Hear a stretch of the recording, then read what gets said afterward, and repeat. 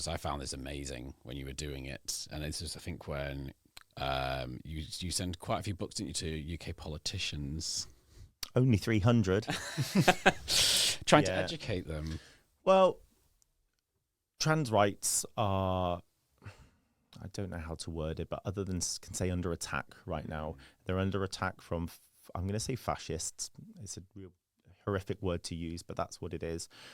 It's become political as opposed to personal. It's not about the people anymore. It's about the political standpoint of how we can attack. Yep, and creating division. Absolutely. But what it's not doing is creating that much division within our community. The upset is most people just don't care.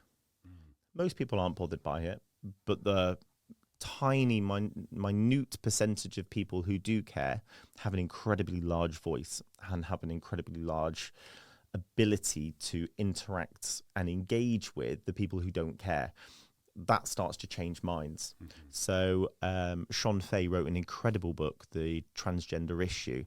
And when you start the book, Sean talks about, I can't remember the exact numbers, but the Times and Sunday Times had written over 350 transphobic articles in 1 year, which means you might not be transphobic. You might not care about trans people. I don't care if someone walks in the bathroom and goes into a cubicle that's squared and locked and no one can see me, and they just go for a tinkle. That's great.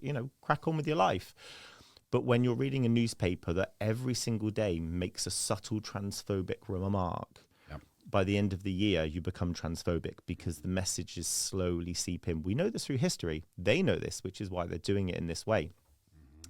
So we need to look at and challenge ourselves of what kind of information are we looking at? How do we police ourselves and our thoughts? And we thought, great, so MPs are now restricting more more queer issues, transphobic issues. The Gender Act with Scotland has been refused by the UK, and that's going to go through an appeal. We just thought, what do we need to do? And I thought educating MPs is probably going to be the best thing we could do right now.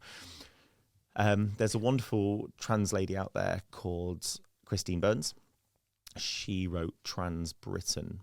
She was also one of the founding people who helped develop the current Gender Recognition Act that allows support for trans people. That includes healthcare, includes changing a name, all these kind of things.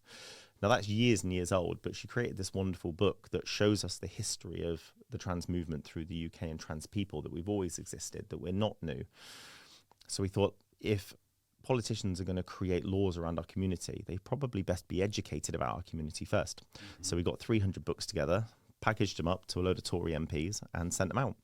And interestingly, we got lots of letters back that went, thank you ever so much, we'll read it. And then a lot of them that never did. But the fact was trying to get it into as many hands as possible and challenging them to read these books.